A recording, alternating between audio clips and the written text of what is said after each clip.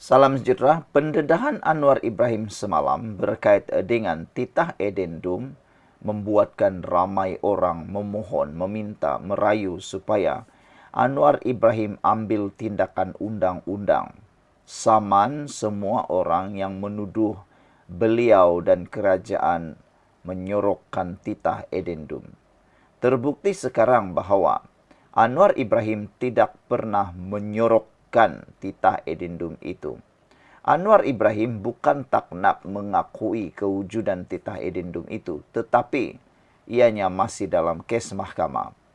Itu tidak adalah unsur prejudis. Tidak boleh subjudis kerana kalau Anwar Ibrahim memberikan kenyataan berkait dengan titah edendum itu akan mengganggu proses penghakiman di mahkamah. Itu sebabnya Anwar Ibrahim tidak memberikan apa-apa kenyataan berkait dengan titah edendum di mana-mana tempat. Ini adalah sikap yang terpuji, bukan campur tangan dalam kes mahkamah. Selain daripada itu, Anwar Ibrahim sudah menyatakan semalam bahawa titah edendum itu tidak pernah disorok, tapi ini yang berlaku, yaitu titah edendum itu diserahkan terus kepada Peguam Negara dan Peguam Negara serahkan kepada Yang di-Pertuan Agong kerana lembaga pengampunan pada waktu itu mendapat ahli baru apabila Yang di-Pertuan Agong lama digantikan oleh Yang di-Pertuan Agong yang baru, yaitu Sultan Ibrahim. Apabila Agong yang baru mendapat ataupun menaiki takhta, maka baginda adalah pengerusi kepada lembaga pengampunan itu. Oleh sebab itulah titah edendum baharu itu, titah edendum itu ialah titah tambahan, arahan tambahan yang tiada masuk dalam minit mesyuarat. Ianya adalah hanya tambahan, titah tambahan ke bawah Duli Yang Maha Mulia Yang di-Pertuan Agong yang ke-16. Jadi oleh kerana itu ialah titah tambahan, maka ianya mesti melalui lembaga pengampunan terlebih dahulu. Dan apabila Agong yang baru dilantik, baginda patut menerima surat surat titah edendum itu. Itu sebabnya Anwar Ibrahim kata Peguam Negara dapat titah itu dan akhirnya serah kepada Yang di-Pertuan Agong.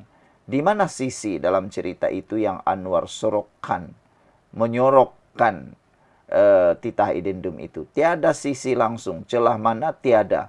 Tiada celah yang mana Anwar menyembunyikan, menyorokkan titah itu. Jadi itu sebabnya ramai netizen, khususnya para penyokong Anwar Ibrahim, memohon supaya Anwar saman saja semua pemimpin-pemimpin yang tidak berhati perut itu memfitnah Anwar Ibrahim dan kerajaan. Kata mereka, masih tidak serik-serikkah pemimpin-pemimpin PAS, pemimpin-pemimpin Perikatan Nasional ini disaman.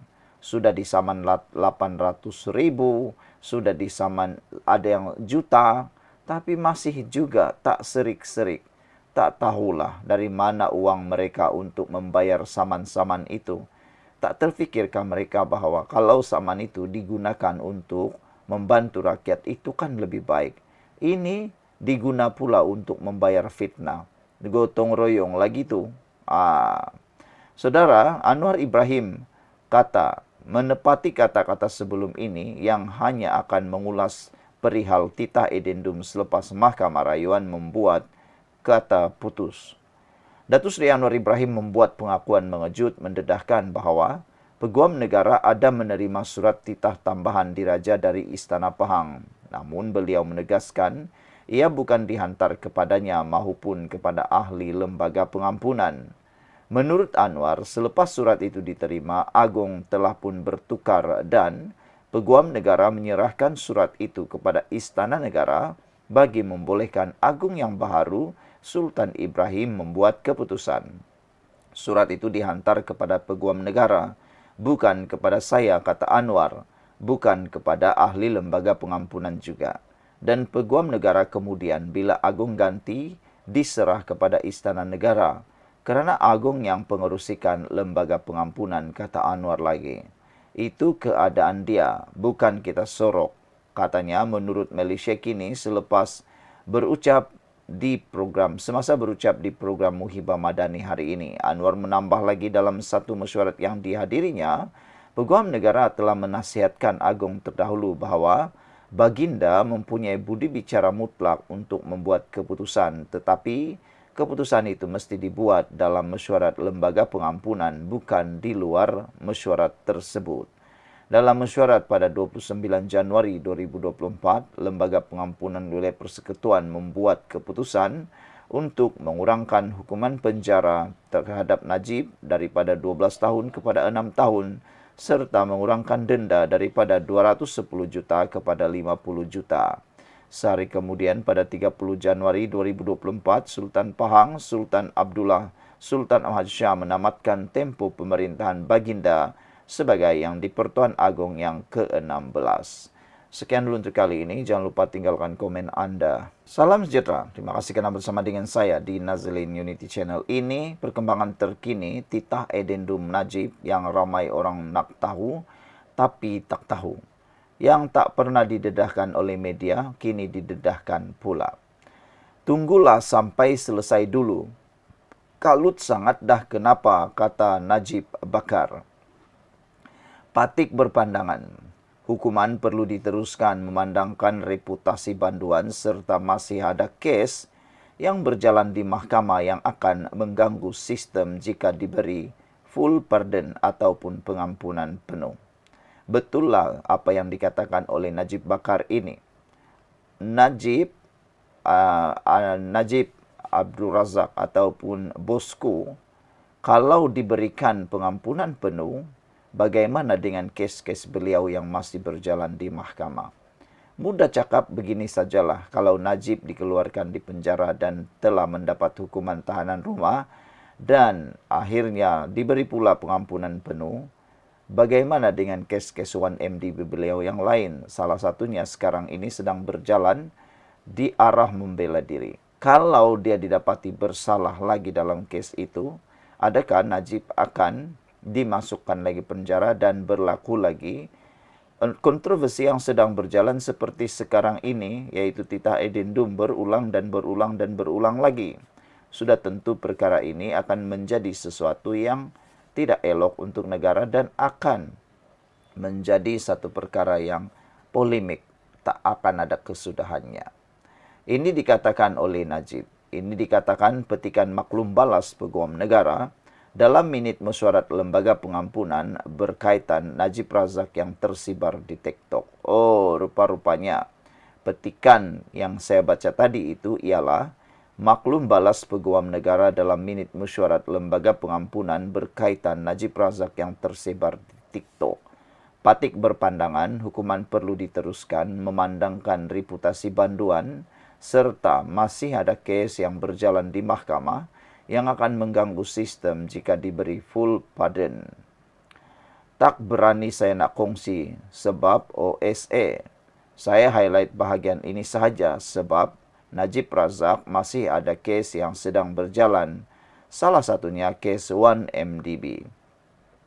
Kes itu pada 10 Januari lalu baru dia cakap Jolo yang bagi nombor akaun peribadi dia kepada kerabat Arab Saudi. Wah, kes 1MDB yang sedang berjalan pada 10 Februari lalu, baru Najib cakap Jolo yang bagi nombor akaun peribadi dia kepada kerabat diraja Arab Saudi. Hebat jugalah Jolo ni kan, sampai nombor akaun Najib pun dia miliki. Sedangkan sebelum ini Najib bosku pernah menafikan mengenali Jolo.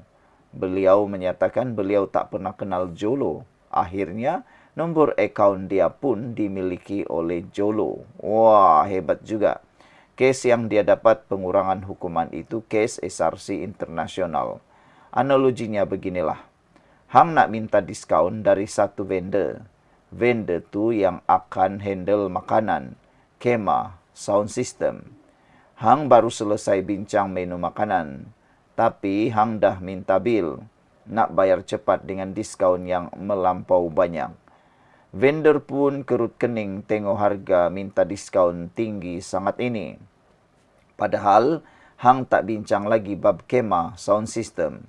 Tunggulah semua selesai dulu. Minta diskaun sekaligus dalam satu bil yang sama.